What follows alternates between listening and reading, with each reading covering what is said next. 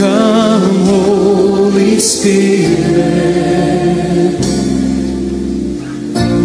fall fresh on me. Fill me with your power. Satisfy my needs, Lord. Satisfy my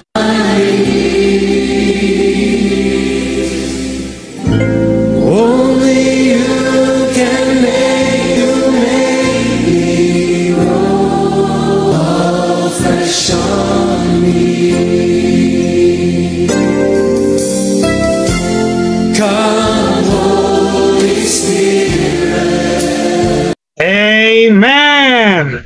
Come, Holy Spirit. You're welcome in this place. You're welcome in our lives. This blessed Wednesday morning. Good morning, Philippines. Good morning, world. Good morning, Metro Manila. And good morning, Metro Cebu. Welcome, everyone, to our Wednesday in-depth and comprehensive study of God's Word. This morning, we will continue our in-depth and comprehensive study about the fruit of the Holy Spirit. And the outstanding feature, the uniqueness of this study is I'm going to share to you, I'm going to explain it from the original Greek manuscript. So I entitled this study, Understanding the Fruit of the Holy Spirit from the Original Greek. Marami po ang nagtuturo ng fruit of the Holy Spirit, pero I should say, malayo po sila sa original Greek manuscripts. Some of them are teaching far from the original Greek, and some of them are interpreting it from modern English, when in reality, Galatians 5:22 and 23 was originally written from the original Greek. So we should interpret that from the original Greek, not from the modern English. So as I started it, I think 2 or 3 weeks ago, I will give it a part 2, and God willing, we will finish this series about the fruit of the Holy Spirit next Wednesday, God willing. So let's have some short review. Natapos na po natin yung first 3. The fruit of the Spirit is love, agape in Greek, joy, that's chara in Greek, and peace, that's irene in Greek. So this morning, we will focus our study on the patience, kindness, and goodness. Then next week, as we end, we'll tackle or discuss about the last 3. So again, I'm going to give you the Greek. I'm going to give you the Greek original manuscripts, so that as we studied this fruit of the Holy Spirit, malapit po tayo sa original Greek manuscripts. Hindi gaya ng sinabi ko kanina, marami nagtuturo nito, marami nakakaintindi nito, marami narinig to at alam ito, not from the original Greek, but from modern English, which is, I should say, far from the original Greek. For example, if you study the first one, love, that is agape in Greek.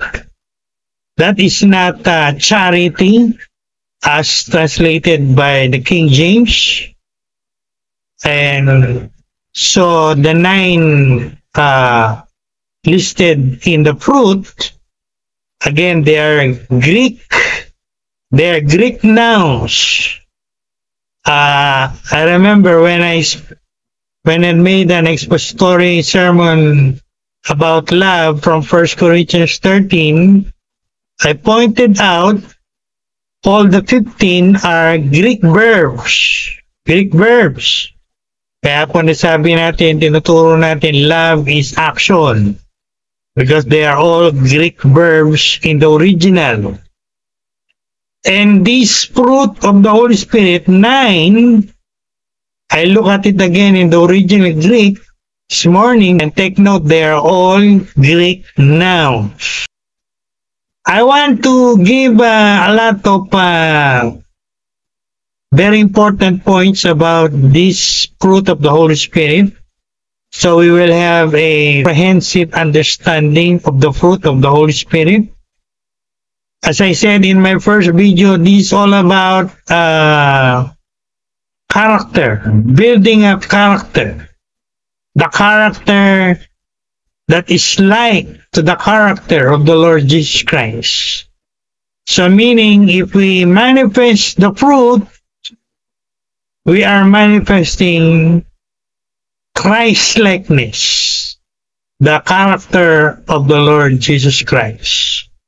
For example, agape, that is unconditional love, that is not selfish.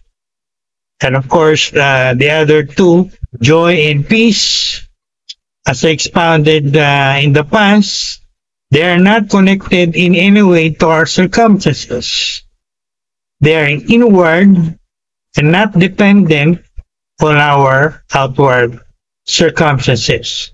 Kahit negative yung mga circumstances natin, we're still full of joy, we're still full of peace.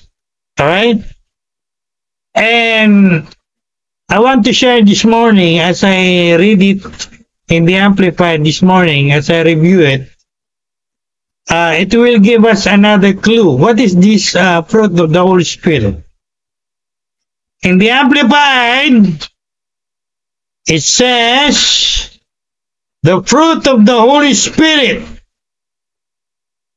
The Amplified says, the result of the Holy Spirit presence in us. So meaning, ang fruit ng Holy Spirit, resulta yan, bunga yan, ng presensya ng Holy Spirit in us. And another point in the Amplified, it says, they are the work which the presence of the Holy Spirit in us accomplish. So the presence of the Holy Spirit in us accomplish this fruit. So, in short, they are not humanly generated. You cannot produce it on your own, by your own effort or by your own action. They are produced, manifested by the Holy Spirit Himself as we yield or surrender or submit ourselves to the Holy Spirit. As we become spiritual, not carnal. Ibig ko po sabihin, nagmamanifest po ito sa mga spiritual Christians, hindi sa mga carnal Christians. Dahil ang mga carnal Christians, pag pinag-aralan nyo po yung carnal Christian, ibig sabihin yan, mga Kristiyano yan na ang nangyayari o nangingibabaw sa kanila yung kanilang mga flesh. Dahil nangingibabaw sa kanila yung mga flesh nila, eh hindi nagmamanifest tong fruit na to, no? the fruit of the Holy Spirit is manifested in the lives of Christians who are following the Holy Spirit, who are Spirit-ruled, not body-ruled. Kaya yan po yung wording sa Romans. Spiritual Christians, not carnal Christians. Alright. So let's look at the number 4, fruit. As I said, I want to devote a lot of time in the exposition of this fruit of the Holy Spirit. I'm going to do exploring a sermon like the late Dr. John MacArthur. So we're gonna look at this in a very detailed fashion, now comprehensive, very detailed, and we're going to look at it from the original Greek manuscripts. Again, this is the uniqueness of the teaching of Dr. Lopez or Bishop Lopez. I'm taking it or expounding it from the original Greek, not from the English, not from modern English. Gaya ng ginagawa ng maraming pastor, maraming ministers, at ginagawa ng maraming Bible study leaders who don't know about the Greek, who never studied the Greek. Alright. So, the number 4 in the 9 is patience. Patience. Or translated in other English, long-suffering. Now, for the information of everyone, there are 2 Greek words in the New Testament that refers to patience. The first one is upomone, and it refers to patience during trials, patience in situation, in circumstances, in hard times. But I want to tell everyone, hindi po yan yung Greek word na ginamit dito. Ang ginamit po dito ay, this is the Greek word, macrotomia. Pag sinabing macro, meaning big or long, at pag sinabing tomia, it is related to anger. So, in short, ang tinutukoy dito, patience with people, not patience in hard circumstances or difficult situations. It's all about patience with people. You are slow to anger with people around you. Your patience with people around you. Yung po ang tinutukoy dito. Patience with people. You have a long suffering with these people. You are slow to anger with people who might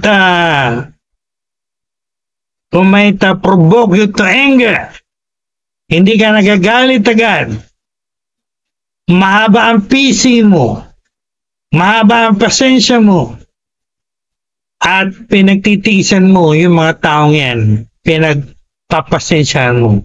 Yan po yung tamang Tagalog.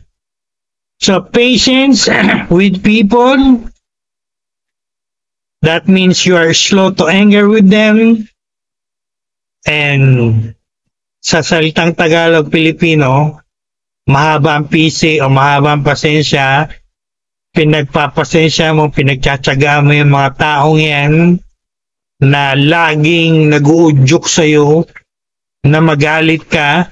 So, hindi po kasalanan, hindi masamang magalit. Ang tinutukoy po dito ay slow to anger. Hindi ka madaling magalit. Mahaba yung pasensya mo. Nakokontrol mo yung temper mo. So, nakokontrol mo siya. Kaya medyo mahaba yung time bago ka magalit. Yun nga lang. When your patience runs out, gaya ng Diyos, when His patience run out, alam niyo na po ano kasunod nun. When God runs out of His patience, what do you think will happen? Remember the Noah's flood? The worldwide flood in the book of Genesis? It happened because naubos na yung pasensya ni Lord. Naubos na yung pagpapasensya ni Lord sa generation ni Noah. Pero tingnan niyo po kung gaano kahaba yung patience ni Lord. It took them 120 long years. That's the patience of God. But then again, when His patience runs out, what happens next? Judgment. That's why after 120 years of waiting, mabasa natin sa Genesis, God sent the worldwide flood. You get, nakukuha niyo po may sinasabi ko dito, you get what I'm saying here? The point I'm trying to drive out or to expose or expository sermon is, God is patient. He has macrotomia. He has long suffering. But the time will come when His patience will run out. And after His patience run out, gaya nga na nangyari sa book of Genesis, He gonna send judgment. So, ganun din po tayo mga Christians. Mahaba yung PC natin, mahaba yung pasensya natin, pinagpapasensyahan natin yung mga dapat natin pagpasensyahan. Pero, gaya rin ng Diyos, may time na mauubos din yung ating pasensya. No? Kaya meron tayong mga naririnig na mga tao, sinasabi nila, mahaba yung pasensya ko, pero pag naubos na yung pasensya ko, pasensyahan tayo. So I think that is biblical and that is like God. Because God Himself is patient, but after His patience run out, judgment. Alright? So, ilan po yung mga katotohanan na dapat nyong maintindihan when it comes to patience with people, or in Greek, macrotomia. Alright? Now, pagdating sa long patience or patience with people or long suffering, tayo po ba ay inutusan ng Bible? Inutusan ba tayo ni Lord na maging mapagpasensya sa mga tao? Sa mga tao na, lalo na sa mga tao na nag-uudyok sa atin, nagpupush sa atin na tayo magalit, no? Yung mga tao nagpo-provoke sa atin to anger. Are we commanded to show patience with people? Are we commanded to display slow to anger? Are we commanded to have long fuse? In other words, in English, the answer is yes. Utos po yun sa atin. I'll give you one verse which is very clear. That is in 1 Thessalonians chapter 5 verse 14. Unang Tesalonica kapitulo 5 talatang 14. In the Amplified, it says, urge you, brothers and sisters, be patient with everyone. See? Kaya po yan ang pinili kong reference verse. Very clear yan. Ang sabi ni Apostle Paul, o ang sabi ng Diyos sa ating lahat, sa pamagitan ni Apostle Paul, be patient with everyone. I'll say it again. Be patient with everyone. Sabi po, everyone. So, ibig sabihin yan, whether fellow Christians or even unbelievers, we must be very patient. Kailangan natin mag-exercise ng long fuse, mahabang pasensya, slow to anger, no? Kaya po, hindi po pwede yung katwiran natin na, hindi mahabang PC ko, Bishop short fuse ako. I'm a short fuse person. Well, it's good for you if you are honest with yourself and you say you are short fuse o maiksi lang ang PC mo, pero babalik tayo again sa 1 Thessalonians 5:14. Inuutusan tayo ng Bible na maging mahaba ang PC natin or patient with all kinds of people. So, another reference to patience with people sa Proverbs 16:32, I like this. He who is slow to anger is better than the mighty. And he who rules, I like this, he who controls his spirit is better than he who captures cities. Wow! Ibig sabihin, yung daw mahaba ang PC, mahaba ang pasensya, nagkokontrol ng kanyang spirit, ng kanyang emotion, better daw kaysa sa mga taong nagko-conquer ng mga cities. And last reference sa book of James, chapter 1, verse 19. Alam natin lahat to. He said, understand this, beloved brothers and sisters, slow to anger. Yan. Slow to anger. Macrotomia po yan in Greek. So, who is our best perfect example when it comes to patience with people? Of course, walang iba kundi ang Diyos, di ba? God is patient. From the Old Testament to the New Testament, there's a lot of verses that talks about the long suffering of God, the long patience of God, God being slow to anger. Isa po dyan, yun nasa Numbers 14:18.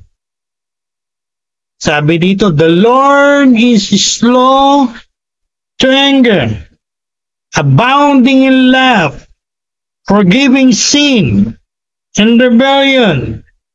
Yet, tingnan niyo po yung the other side.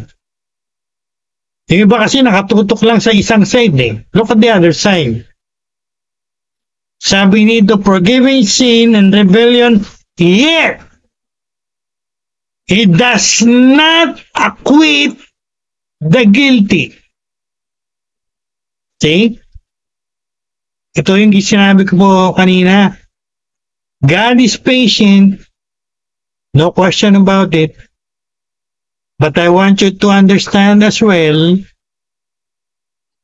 there will come a time that God's patience will run out. That's a warning to all of us. No?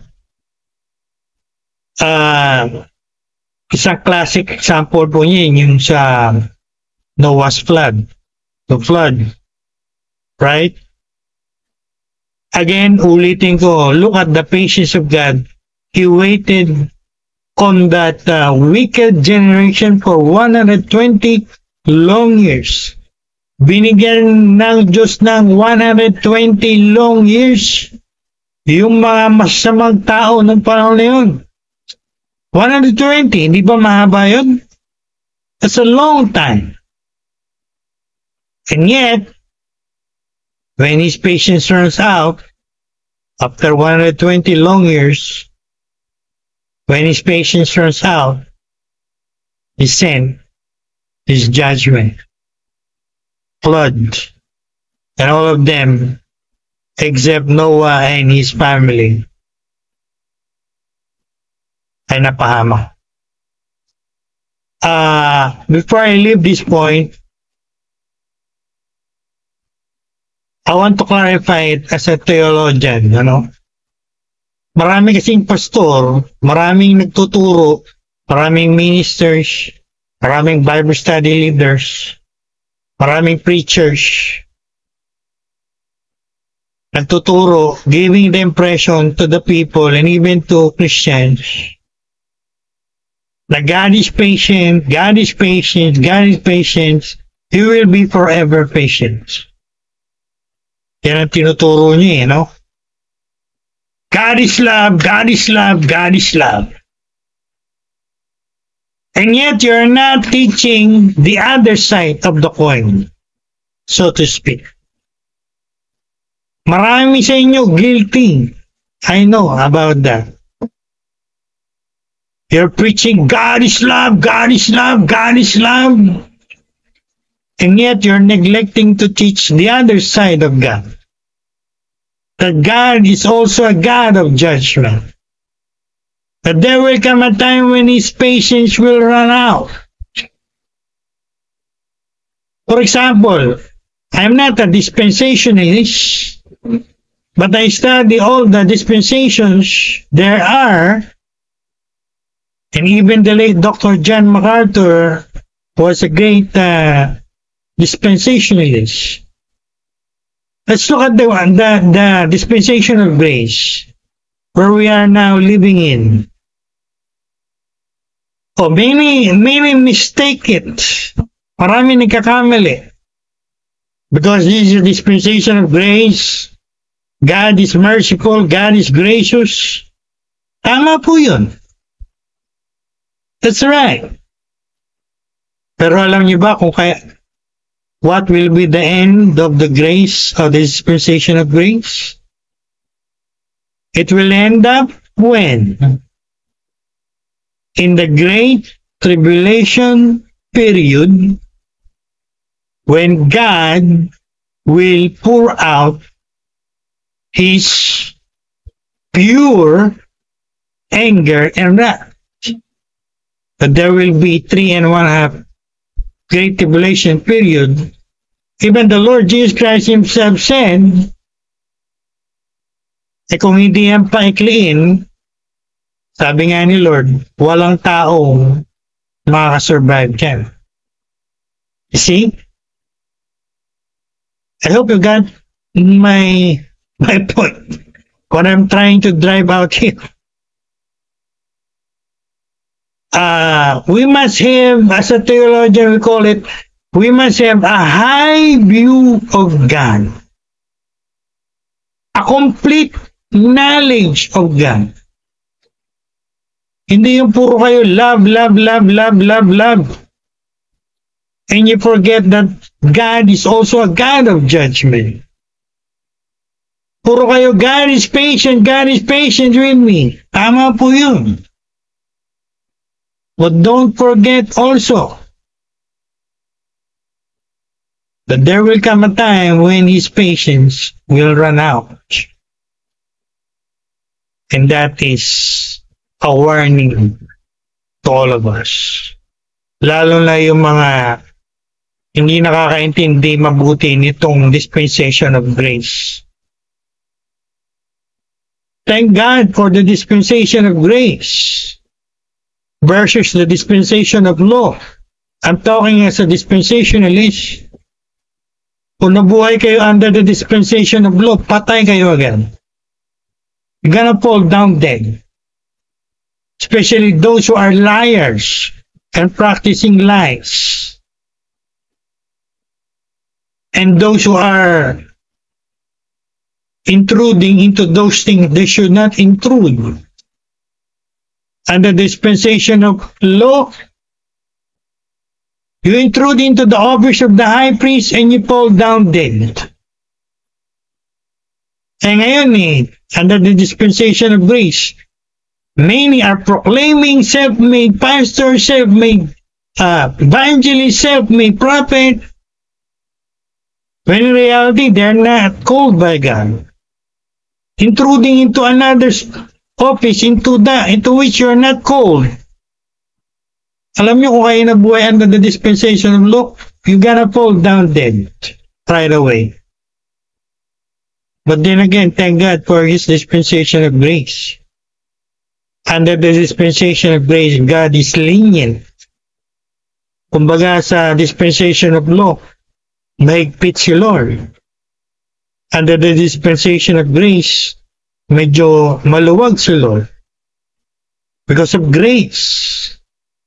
But then again, do not forget what I just said. There will be a great tribulation period. And God will gonna pour out His pure anger. Kaya sabi nga, isa sa mga doctrine na hindi ko makakalimutan, as I give honor to the late Dr. John MacArthur, my teacher, don't abuse the grace of God. Don't abuse the favor of God. Nagkakamali po kayo pagka ganyan ang ginagawa nyo. Again, uulitin ko for the last time.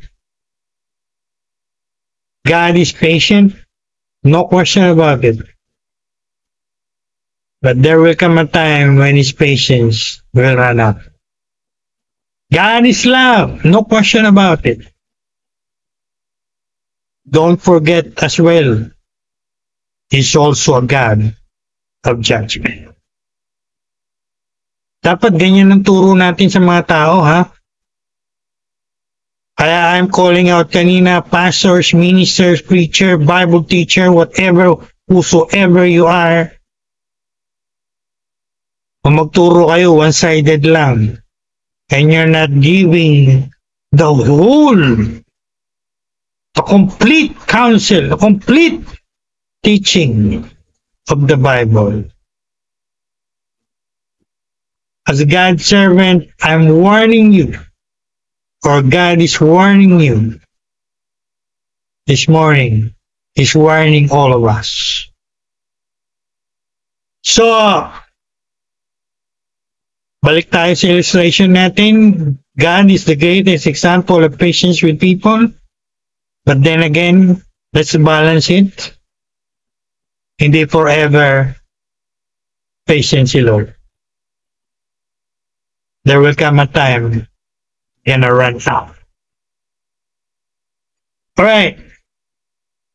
So, before we leave this point, knowing we are commanded to be patient with people, and knowing God is patient with people, and I could say He's patient with you and me, right? Mahabang pasensya ni Lord sa atin. Alala niyo yung very famous verse, I think 1 Peter or 2 Peter, Sabi doon, God is not slack concerning His promise, but He is patient with all of us. Ayaw niya na sino man sa atin ay mapahamak. So He wants all of us to repent. See? The Lord is very patient. Almost every day, I thank God for His patience. I know He's patient with me. Pag ako ay nagpe-pray, personal prayer, of course I know that. I'm a theologian, I'm a Bible scholar. I always thank God, I always say thank the Lord for being patient with me. Being patient with me through the years.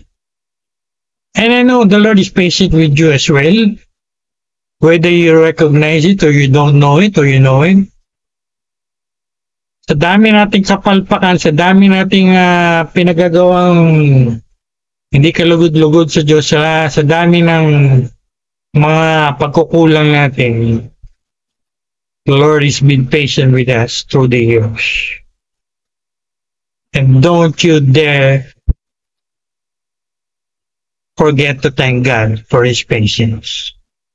Dapat every day, gaya ko, kasama yun sa prayer niyo, thank you Lord for your patience, for being patient with me, for your makrotomea. Dahil kung hindi patient siya atin si Lord, malamang sa malamang, alam niyo na kung saan tayo dadamputin.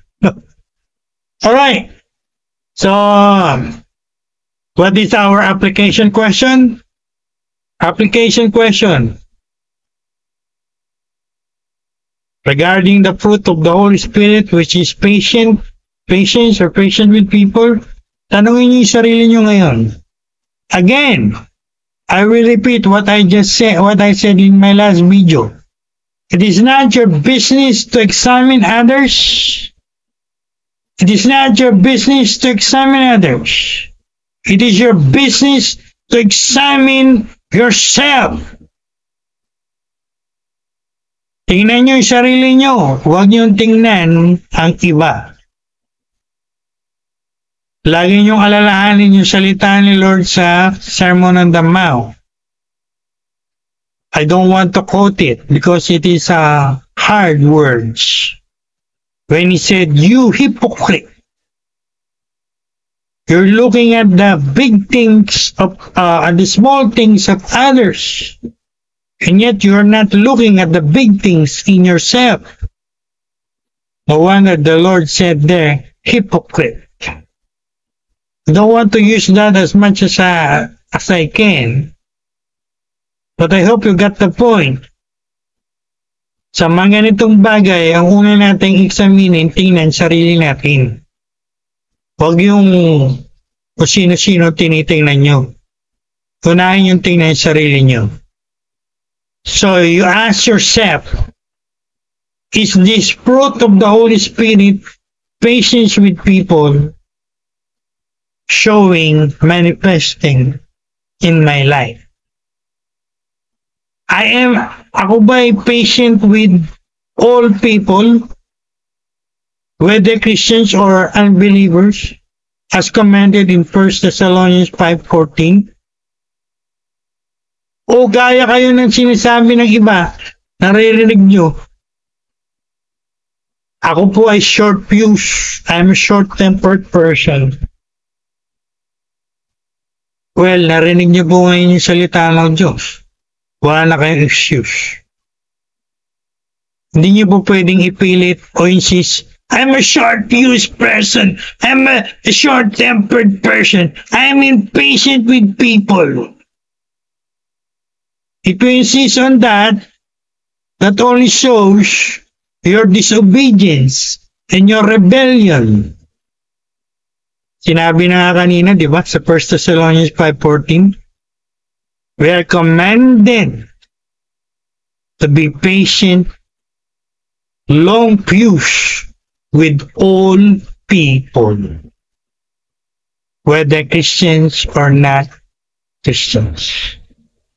O yung mga Sunday school teachers dyan, Sa mga teachers dyan, yung mga nagme-mentor dyan, na maiksiyang pisik sa mga tinuturuan at sa mga sinasabihan. Pag hindi na-gets ng student nyo, you got to be patient with your students or learners. No? No, ako'y senior pastor ng isang ng mga big churches. I'm not only monitoring our Sunday school students, I'm also monitoring aming mga Sunday school teachers. If they are demonstrating patience with children. You got to be patient with children, you know? At hindi lang children, no? Lahat po tayo dapat patient, mahaba pasensya. Right? So that is the number 4 fruit, or the number 4 in the fruit of the Holy Spirit. The number 4 in the 9. So tapos na po tayo sa 4. Love, joy, peace, patience. Again, don't forget, patience with people ang tinutukoy dyan. Kung meron nagturo sa inyo patience during circumstances yan, I'm telling you, wrong doctrine yan. Malamang yung nagturo sa inyo yan ang pinagbasihan modern English, not looking at the Greek original text. Alright, enough for me to tell you that. Let's go to the number 5. Ito po ay medyo sa aking pag-aaral, medyo controversial. Dahil I found out, the NIV translated it correct. The NASB, paborito ni Dr. John MacArthur, translated it right. The Amplified, the Classical, and the Modern translated it right. But I'm sorry to tell you, those who are using the King James, I studied it and they translated it, I should say, not right. Bakit ko nasabi yan? Lahat ng translation na binanggit ko except King James, they all correctly translated this as kindness.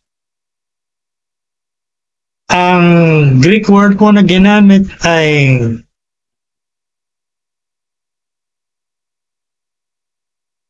I like this Greek word.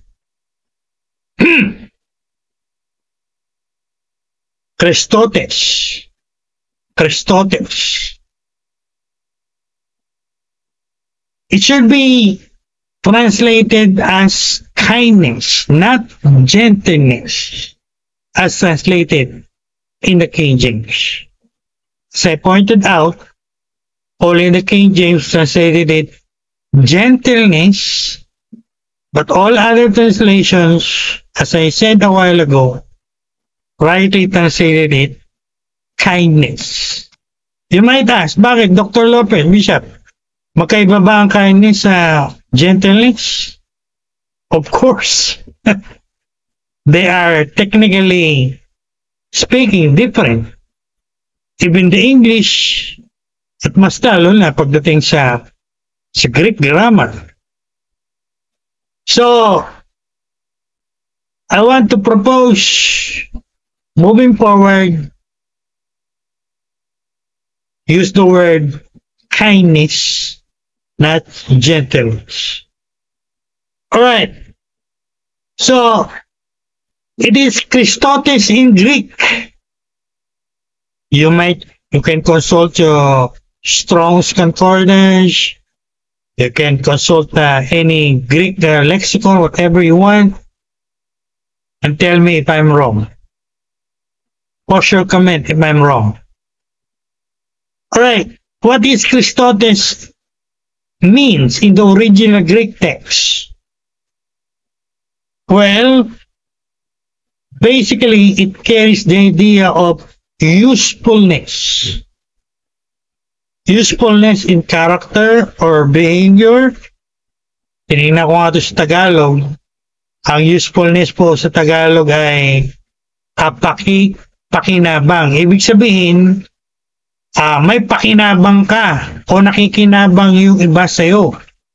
No? You are helpful to others. You're showing yourself useful or helpful to others.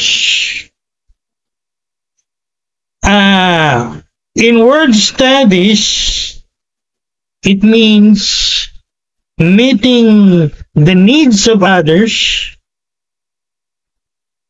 and it is the Spirit-produced kindness, and it carries the idea of a way of thinking that leads to doing good or thoughtful deeds to others. So basically, it is a mindset. It is an attitude. Way of thinking. Paraan ng pag-iisip. Na iniisip mo, magbigay ka ng kapakinabangan o ng usefulness sa iba.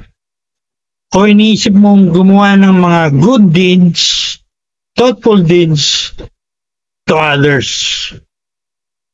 So, yan po yung ibig sabihin nun. Now, are we commanded to show kindness to others? Of course. Tumingin po ako ng mga verses, ng mga references na may Christotes in Greek. At isa po ang nakita kong very clear with Christotes in Greek.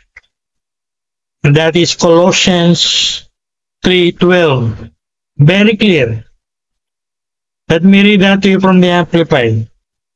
Sabi rito, as God's chosen people, put on kindness. Sa magandang balita Biblia, dahil kayo hinirang ng Diyos, pinamahal at pinili niya, sabi, maging mabait kayo. Mabait ang pagkakatagalog sa magandang balita Biblia Tagalog. Now, sino po ang perfect example ng kindness? Showing kindness. Showing usefulness. Showing good deeds to others. Of course, ang ating perfect example, di ba? The Lord Jesus Christ Himself, who fed the hungry, who blessed little children, and who said in Matthew 11, paborito natin ito lahat. Ano sinabi niya sa Matthew verse 11, chapter 11? When He said, come to me, all of you who are very heavy laden, I will give you rest. And you know what the Lord said there? I am gentle or kind and humble in spirit. Yan po ay Christotes in Greek. So, huwag na natin kahahabaan ito sapagkat maliwanag naman ito, very clear. So, ayun po. Again, self-examination tayo. Are we manifesting this fruit of the Holy Spirit? Are we have this attitude, mental mindset, Are we thinking of doing good deeds to others? O ito yung magandang wording. Are you useful to others? Are you doing good deeds to others? Ibig sabihin, pakinabang po ba kayo sa iba? Nakikinabang ba yung iba sa inyo? Useful ba kayo sa iba? Let me clarify, hindi ko po sinasabing magpagamit kayo sa iba. Hindi ko sinasabing magpa-take advantage kayo sa iba. No? Don't misinterpret me. What I'm saying is, are we showing kindness to others, especially to our fellow Christians? Well, if you see yourself showing kindness, Christotes to others, especially to fellow Christians, kaya ng ating dating presidente, di wow, right? Praise God, glory to God. It's okay for you to rejoice. You can say, yes, I'm showing myself useful to others. I'm showing kindness to others. Alright. Kung ganun po kayo, well, congratulate yourself. That means you are manifesting this fruit of the Holy Spirit, which is kindness. Christotes. And last, bago po tayo magtapos, number 6, I like this. Goodness. Ayun nga po pala, bago ko magtapos, kindness and goodness in the original Greek, they are closely related. They almost overlap each other. Both of them refers to doing good deeds to others.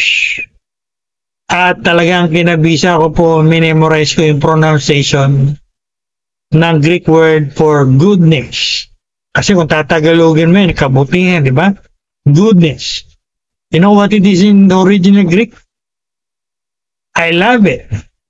I want to pronounce it very clearly. That is agathos sine. Para madali nyo pong mabigkas, para ako nagtuturo ng Greek ngayon. Agathos and then sine. So, pagsamahin nyo, agathos sine. That is the Greek word used here for goodness. At napakaganda po nito, no? Ito po ay the goodness that comes from the Holy Spirit. Hindi po to human goodness. It's a reflection of God's goodness.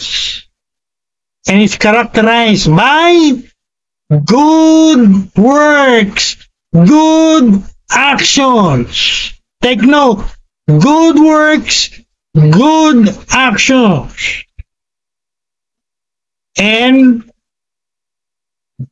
particularly it refers to the word benevolence. Do you know what this benevolence means? I remember when I was a senior pastor of a big church in Marikina, sharing lang naman po as an illustration so you can get the meaning of it. Meron kaming, dahil malaki yung aming church, marami kaming members na masasabi natin well-to-do, maraming pera. So meron kaming tinatawag na benevolent fund. Every time na ma-hospital o magkakasakit o magkakaroon ng matinding pangailangan, yung aming mga regular members or active members, we're gonna draw from our benevolent fund and we're gonna give that to our member who are in need. For example, na hospitalized. So basically, it is doing good works good actions, benevolence, giving to those who are in need. No? And again, it is a virtue expressed in generosity. Kung kayo po ay benevolent, kung kayo po ay generous, praise God, glory to God. That means this fruit of the Holy Spirit is being manifested in your life. Wow! That's a great realization, right? Again, glory to God, not glory to me. It is fruit of the Holy Spirit. As I said, pinuproduce yan ng Holy Spirit, hindi yan pinuproduce ng sarili mo mismo. Remember, this is a fruit of the Holy Spirit. Tayo lang yung vessel. Remember what the Lord said? He said, I am the vine, you are the branches. We only carry the fruit, but the fruit comes from the tree itself. So, we have nothing to glory of, no? Kung nakikita nyo nagmamanifest yan, glory to God, not glory to me.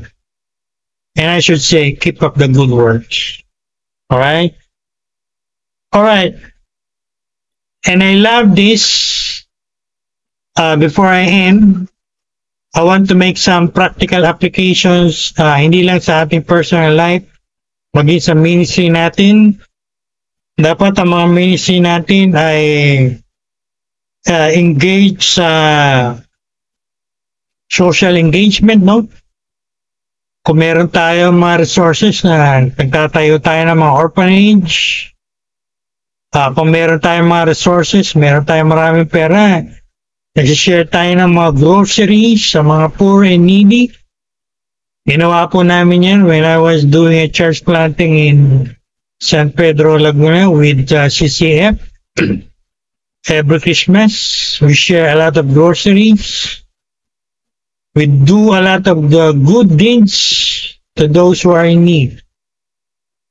That is agathos sine. That's a fruit of the Holy Spirit. And I love that fruit. No? And again, kung tayo may blessing, kung tayo may resources, let's manifest this. Or in other words, let's allow the Holy Spirit to manifest this fruit. No? Kung meron tayong pera, meron tayong blessing, meron tayong resources, nakikita natin yung kapatiran natin o yung ibang tao, walang kailangan ng groceries, kailangan ng pagkain, share natin yung blessing na doon. Dala natin ng groceries. Dala natin ng mga kain. Amen? That is goodness. That is fruit of the Holy Spirit. Now, of course, alam natin ang the best illustration ito, the best example ito. Paborito natin lahat. God is good. We should say, Theo estin agathos sine. God is full of goodness. God is good all the time. At pag nag-manifest tong goodness na to sa buhay natin, glory to God again. We are participating or we are manifesting the goodness of God. Ang Diyos po ay mabuting. Dapat din tayo mga nakiklaim ng mga anak niya. Good din tayo, no?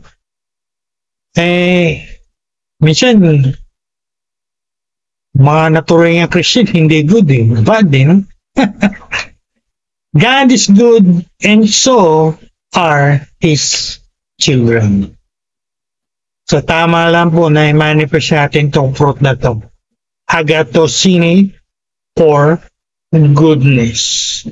Now, before I end, Before I end our Wednesday morning study of God's Word about the fruit of the Holy Spirit, are we commanded to do good? Of course. Alam natin yan. At ang paborito nating verse pagdating dyan, I want everyone to memorize this as your memory verse. Swak na swak po to. Angkop na angkop sa ating lahat. Galatians 6:10 said, Apostle Paul said, while we have the opportunity or the chance, let us do good to all people, especially to fellow believers or fellow Christians. That is agathos syning in Greek. Alright? Napakaganda pong verse yan, Galatians 16. I love it. Gumawa daw tayo ng mabuti sa lahat ng tao. Mapa-Christians yan, o hindi mayan mapa-Christians. Siyempre, paunahin natin yung mga kapwa natin Christians. Lalo na, again, gaya ng binagit ko po kanina, kung meron tayong blessing, kung meron tayong resources, kung meron tayong pera, sobra-sobra yung bigay sa atin ni Lord, nakikita natin yung ka-brother natin, yung ka-sister natin, yung loved ones natin, yung kapamilya natin, nangangailangan. They need of groceries, food. Mano man lang, payagan natin itong fruit na to, goodness na mag-manifest. At bumili tayo ng mga grocery, pagkain, at dalhin natin sa kanila. Tama po ba? That is the fruit of the Holy Spirit, which is goodness. Doing good deeds, works to others. Not forgetting Galatians 6:10.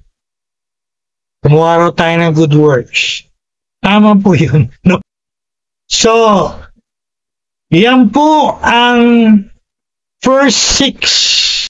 So, we already studied love, joy, peace, patience with people, kindness, and goodness. The question is, are we manifesting that? Or in other words, are we allowing the Holy Spirit to manifest that in our daily life? So po, I'm giving now my conclusion, recap, and application. Alam niyo po sa panahon natin, maraming tao, lalo na yung mga people of the world, are not living in love, they're not living in joy, they're not living in peace, they're not living in patience with people, they're not living in kindness, and they're not living in goodness. That is not their way of life. That is their culture. What is our culture today in our postmodern world? Exactly the opposite of what is written in the fruit of the Holy Spirit. Bakit po tayo sinasabihan ng Bible, ng salita ng Diyos, to manifest this kind of life? Dahil iba po tayo. We are different as children of God, as Christians. And you know what is the end of all of this? I consulted other reference for the Bible, and it says, for the glory of God. We're going to manifest the fruit for the glory of God. We're going to allow the Holy Spirit to manifest it in our daily life so that God will be glorified in our lives and they will see the difference. For example, kaya yung tinaral natin kanina, true Christians are patient with people. Huwag na kayong gumaya sa mga unbelievers na short-tempered. Or when it comes to goodness, Christians should be manifesting goodness, good deeds. Not testimony yung you're claiming to be a Christian. Then you're doing bad in your community or neighborhood. Pray that the fruit of the Holy Spirit will really manifest in our life. Lalo na po itong 6 na napag-aralan natin. Love, joy, peace, patience with people, kindness, goodness. Lahat po yan ay nawa makita sa atin in our everyday life. And if this video or this teaching help you or inspire you or strengthen you or enlighten you, please give it a like. And again, please share this video teaching to all, especially to Christians you know who need this kind of teaching. Alright? Thanks again for watching and God bless you richly.